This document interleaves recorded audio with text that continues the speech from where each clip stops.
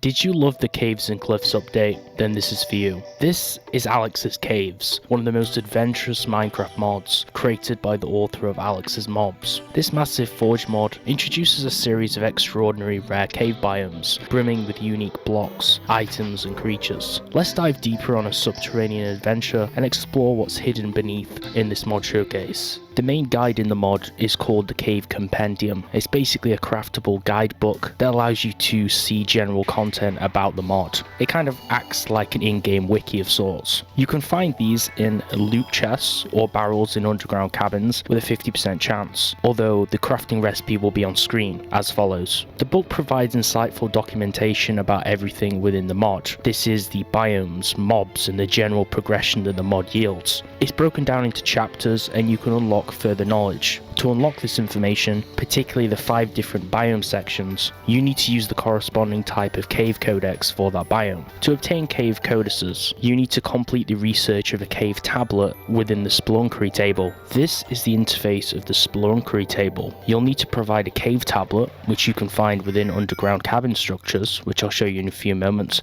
and some paper. You're basically going to have to play a mini game where you decipher the cave tablets. Using the magnifier, you can match the words from clues from your trial and error attempts. This is limited by the availability of paper that you have in your inventory. For those who struggle doing it the normal way, I'll display a handy little decipher guide from the wiki on screen right now, which makes it a lot easier to do. You just have to match up the letters to the English words and then crack the codes. After using the codex though, you'll unlock the information in the chapters within the Cave Compendium book. The first step though is to locate an underground cabin which are found under the surface in the overworld. This is where you will find the cave tablets within a chest inside, and also this is the only place where we can find the Spelunkery table to start the deciphers. I do note that these cabins can spawn in all of the overworld biomes. It can be difficult to locate these underground due to their subterranean placement, but if you do explore mineshaft structures, you can find in their chests underground cabin maps, and you can also buy these off certain cartographers villages. These will point you in the direction to the nearest undiscovered underground cabin, which makes it a lot easier to find than manually doing so without it. Once you've obtained a particular cave codex for a certain biome, in the crafting grid surround it by 8 pieces of paper to obtain the biome map for that cave biome. After using the map and acquiring it, you'll have to wait a few moments for the map to populate before you can use it. This is because it needs to scan a 10,000 block radius of the surrounding targeted biome. Then you can just follow it like a normal vanilla treasure map to find the cave biome. This is the Magnetic Caves. It's a dark biome illuminated by huge neodymium crystals. This cave is built up of a native stone type called galena, which is rich in iron,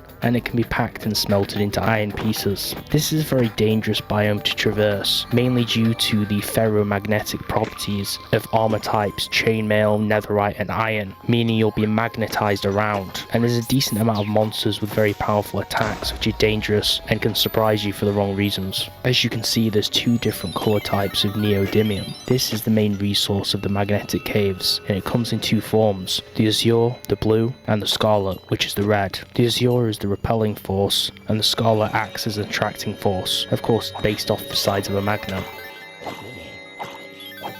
These pylons are called galena spires, which are topped by Tesla bulbs, which erupt electric and lightning charges out of them and can damage nearby mobs. If these are struck with a projectile or mined, they'll begin to rapidly pulse damaging lightning before exploding. This is a Teletor. It's basically a hovering android that uses its antenna to magnetize any iron tool, and then it can use it to attack anyone from afar, using the player's own utensils against him from a range. Here you can see a combination of different mobs. The Boundroids, which are flying automatons that fly around and cling to the ceiling, and also the Magnetron, which you can see as the primary mob attacking me right now. These mysterious robots are able to make a powerful shell to defend themselves by pulling in surrounding blocks to create an armor for itself, and as you can see, they're pretty hard to defeat. You have to target their head or their body core to do damage to them, and they're super tanky, and they can also knock you up in the sky.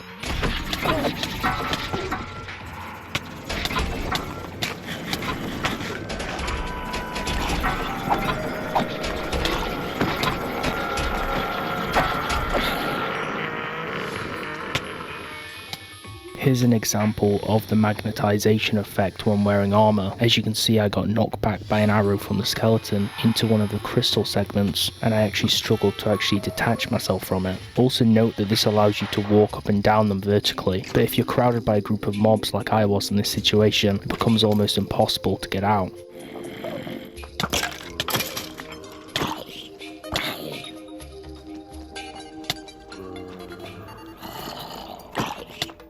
Here's a nice bird's eye view of the actual cavern itself and what you can expect within the magnetic caves.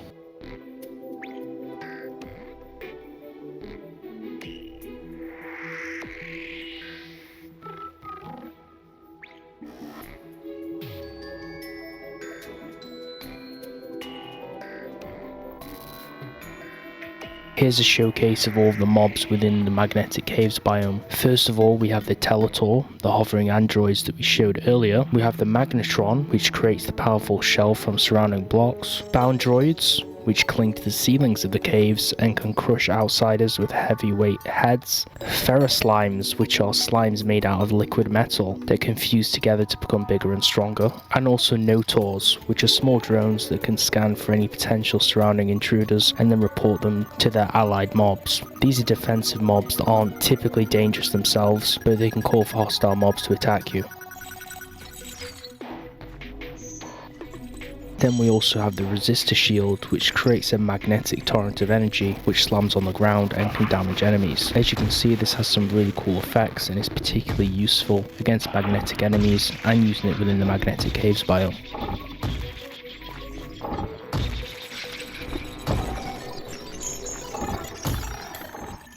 The Primordial Caves is a biome themed around prehistoric life of different kinds, well lit by the amber blocks on the ceiling. This cave biome has a huge crevice underground and particularly is the biggest in size. There's a very high ambient light level rendered by the game in this biome. The rock within the Primordial Caves is made up primarily of limestone, with thinner layers of sandstone in between. You can also notice the archaic vines which hang and drape on the biome's ceiling, complemented by the glowing amber clusters. The Primordial Caves is home to many different species of animals and dinosaurs, some of which attack each other and some are completely passive and just mind their own business foraging. This biome perhaps has some of the most atmospheric ambient sounds and music, which really makes you feel immersed when playing.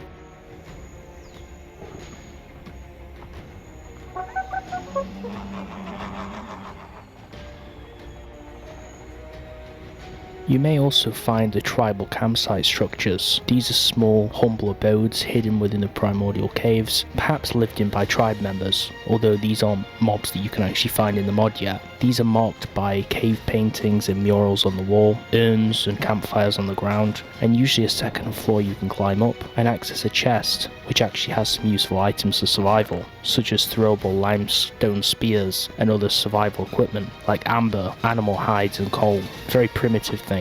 The limestone spears are pretty cool, but they don't particularly do that much damage to dinosaurs, and they take a very long time to actually kill them, particularly with this Triceratops style dinosaur here, which I'm going to show you as an example.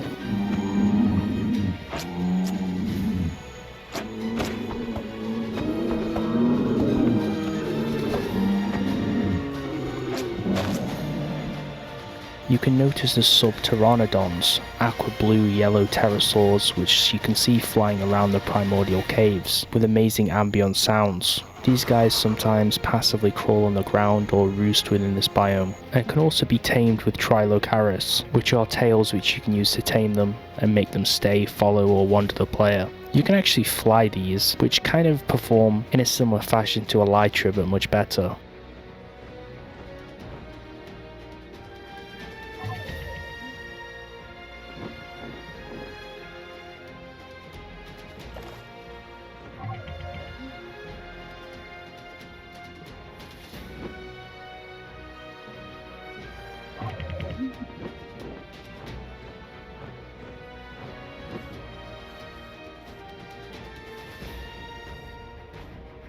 You can also use codfish to actually breed subpteranodons as well.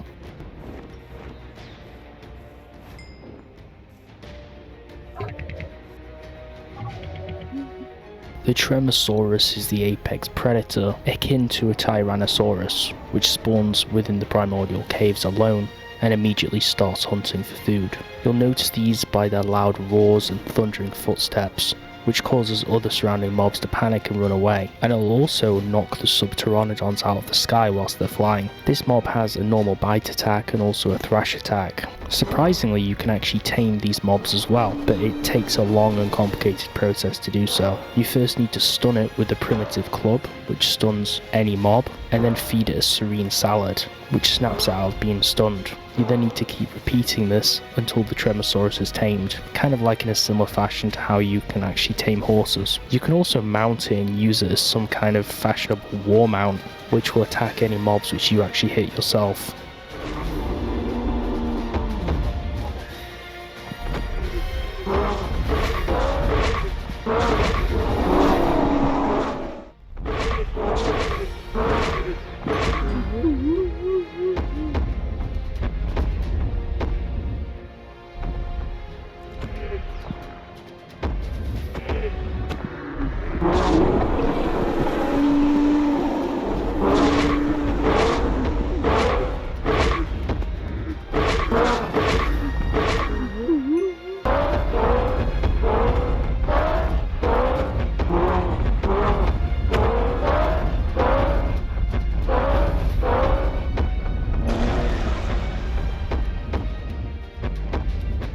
In a very similar fashion to how the nether works, just like with glowstone, you can actually mount the amber crystal nodes and actually mine them on the roof of the cave. That is of course if you find a way to the top.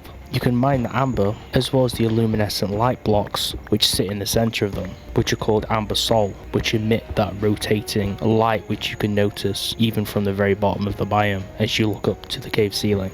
This is the Relicerus, a type of grazing blue and purple ornithomimosaur, which is supposed to resemble a Dinosaurus. You can see these strutting around the Primordial Caves, grazing on various flora surrounding them. These are neutral, although you can feed them a primordial soup, which makes them go into a frenzy and knock down all the trees around them.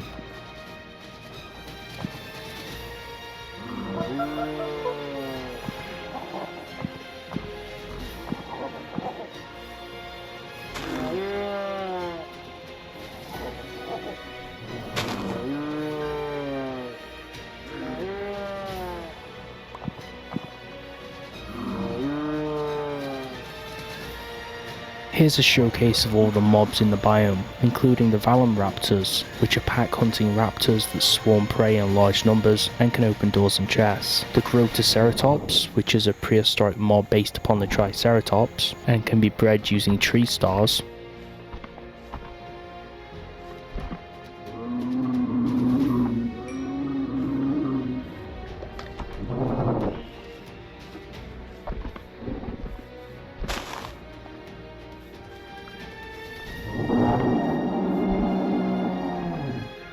And also the Trilocaris, which we mentioned briefly earlier. These are small red aquatic arthropods found in every single small water pool within the cave, resembling trilobites. As well as mob spawn eggs, we also have native eggs which actually hatch for each species of mob inside this biome, which is why you'll notice that when mobs were bred earlier, they didn't instantly give birth, but rather they lay an egg instead. The Toxic Caves is a dark and dangerous cave which is filled with bubbling radioactive acid and uranium ore. It's filled with apocalyptic ruins,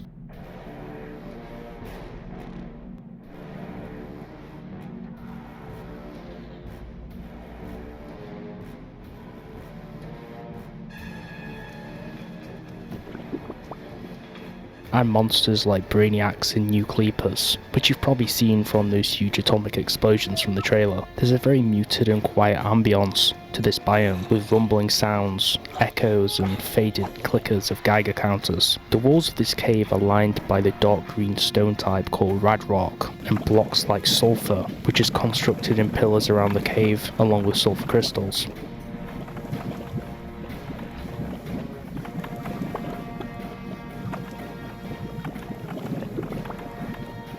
Uranium can be obtained by mining radrock uranium ore. It's radioactive, and simply just having it in your inventory can give you the irradiated effect, which makes you glow. This material can be crafted from shards to blocks, and it's used in many different crafting recipes in the mod, such as for creating the nuclear furnace component, the siren, the rod, and more. The new creepers are cyborg creepers, which can create an explosion equivalent to a small atomic bomb. As you can see, if I kill it before it actually explodes, you get a special achievement, but I'm also going to show you what happens when you actually let it trigger and explode. Let's just say it causes a whole lot of lag and a lot of blocks to break, and in some cases you to either die or to be blown out of this world, literally.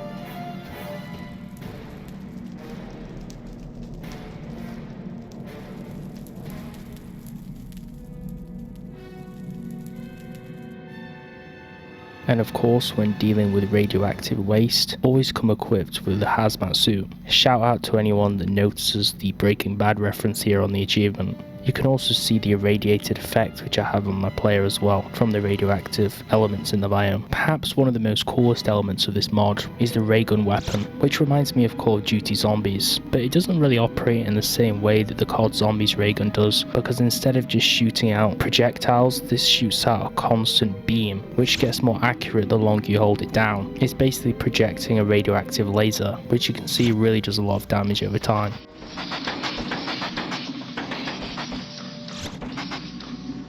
One thing that a lot of people have been anticipating is the nuclear bomb block, which definitely for sure packs a big boom. In fact, it actually crashed my world. It made that much of an impact. It made me blow out of this world. You basically right click on the block and acquire the remote detonator item and then trigger the explosion, and then hope to god that it doesn't crash your world, which it probably will, and you probably won't see the mushroom cloud effect. As you can see, my world just got crashed, and when it resumes I just got teleported to absolutely in the middle of nowhere near some islands.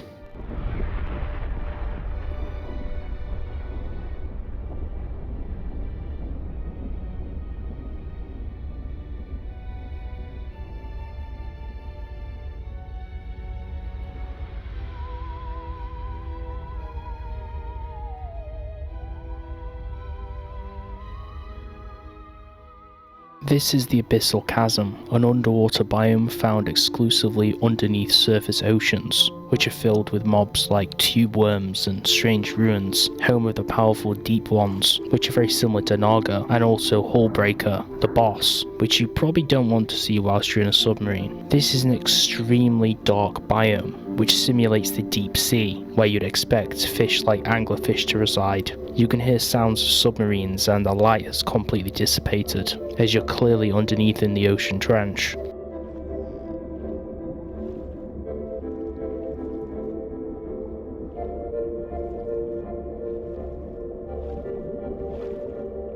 You can find some structures within this biome, one notable one being the oxidized sea base, which is home for divers and researchers, which has been long abandoned. If you break inside its walls and traverse through its hallways, which are pressure locked by iron doors, then you can usually find some great loot in here, particularly of note being the diving gear, which allows you to swim in the deep underwater pressure.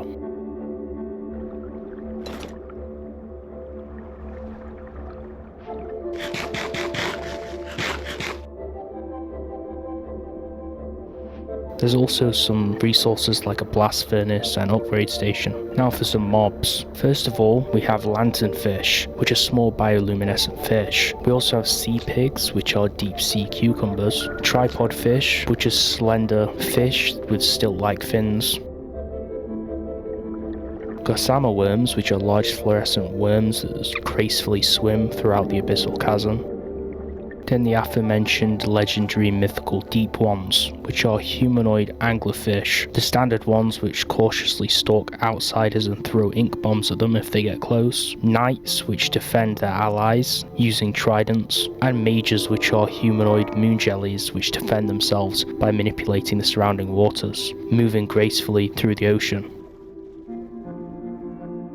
Mine guardians act as artificial guardians which are anchored to the sea floor, protecting the oxidized sea bases, and can cause explosions to destroy blocks even underwater. Hull breakers are terrifying leviathans which attack any source of light whilst in the deep sea, and they can actually tear naval vessels to shreds, which particularly poses a danger to you if you're using the submarine.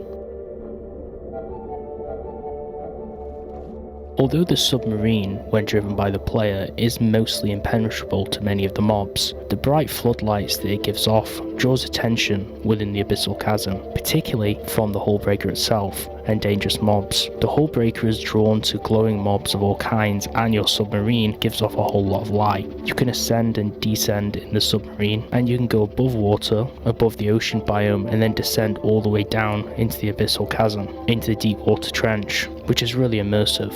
And this is how it really looks when you're not using a potion of night vision. It's extremely eerie, dark, and chilling. But when you explore things like skeletons and things on the seafloor, it's really rewarding. Now I'm going to show you an example of emerging from the top of the ocean blanket and then submerging and going right down below to the very depths of the Abyssal Chasm to show you just how deep it goes. And we'll begin from the top of this ice biome.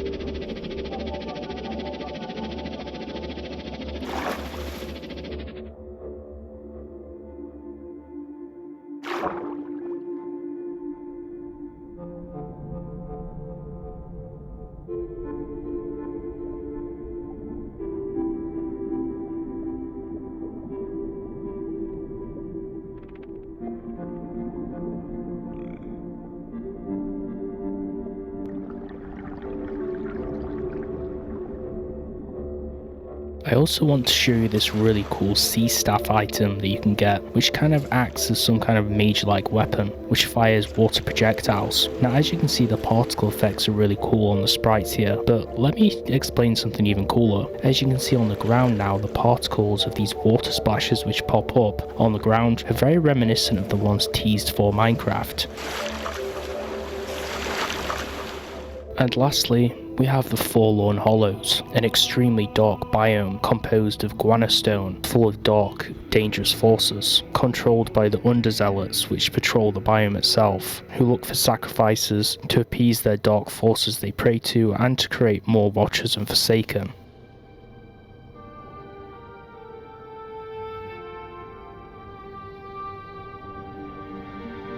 This is where you can find structures like the Underzealot Burrows, which kind of act as dark shrines with monoliths and different decorative pieces inside. This is a more accurate representation of what the biome actually looks like when we modify the light levels by taking a night vision potion. Of course, the biome is usually pitch black and a lot darker than this, but it gives you a better idea of what's actually within it. You can see examples of all the different mobs which are scattered around, the spines and the general terrain. These are the Underzealots, humanoid mole people that wear black robes, worshipping dark gods. They usually spawn in large groups, and they live in darkness because they hate the light. They can perform rituals and turn normal wildlife of the biome into abominations. You'll notice that these mobs can actually go beneath the surface and disappear, and then they'll return to attack you and ambush you from different directions, which makes them particularly hard to fight if you don't have very good gear. But fortunately, if you do, they don't really do much damage. Upon their death, they'll drop items like dark tatters and sometimes a desolate dagger, which I'll show you in the item demonstration later in this segment.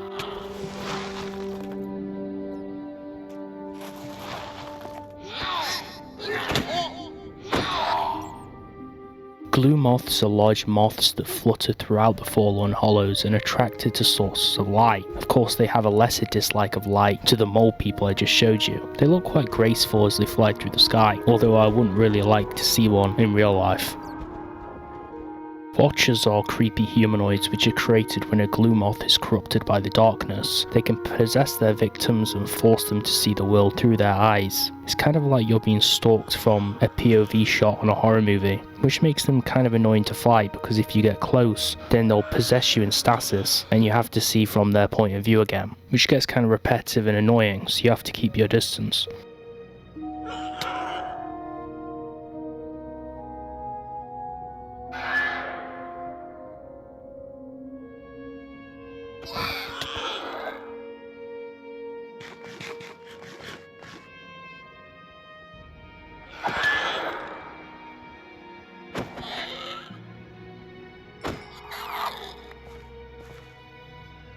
Rodents are large hideous rats that will burrow out of the ground to attack their prey, but they're deathly afraid of light, so placing down a light source will help you in fighting them. But just like the other mobs, they can burrow under the ground and surprise attack you. And sometimes, depending where you are, you might get attacked by more at once. I entered into a fight with one of them, and then another one came to attack me as well.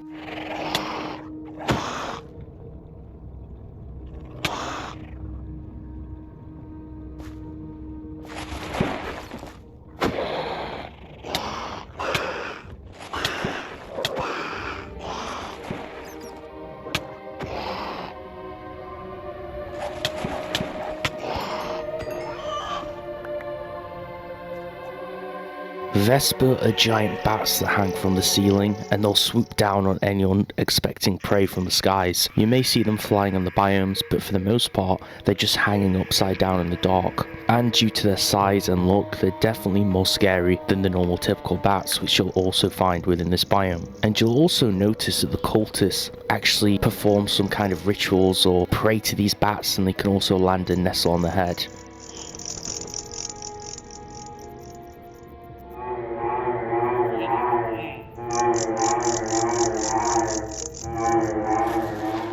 Now I want to cover some of the cool loot and items from the Forlorn Hollows, including some of the weapons which drop, and some of the armor sets you can acquire.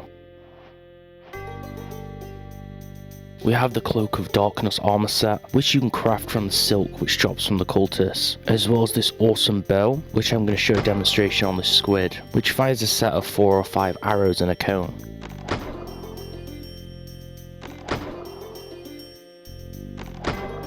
Another item, the Desolate Dagger, is a drop from the Underzealot cultists. This item, when you attack mobs, summons the knives above them to attack them from above their head. The more you attack a mob, the more of these knives which will spawn around them and then slice them. It's a pretty cool effect. Most of the biomes in Alex's Caves have their own native wood types. As you can see, Thornwood is the native wood type to the Forlorn Hollows, which is a nice little wood set that you can build with. There's some pretty nice decorative pieces like this beholder block, but I particularly like the Thornwood boats and also the Thornwood chest boats, which have definitely a really creepy Halloween vibe to them, kind of like they're from some kind of Tim Burton movie or something. Especially if you're wearing the armor with the glowing eyes when you're sailing at night on the water, it looks really insidious and epic. Thanks for watching this Minecraft mod showcase on Alex's Caves. If you enjoyed this video, give it a like, and make sure to subscribe for the best Minecraft mod videos and showcases on YouTube, as well as other games like Terraria. And if I missed anything from this showcase, or if you have any thoughts, please leave them in the comments below, and also tell me mods that you want me to cover next in the comments as well.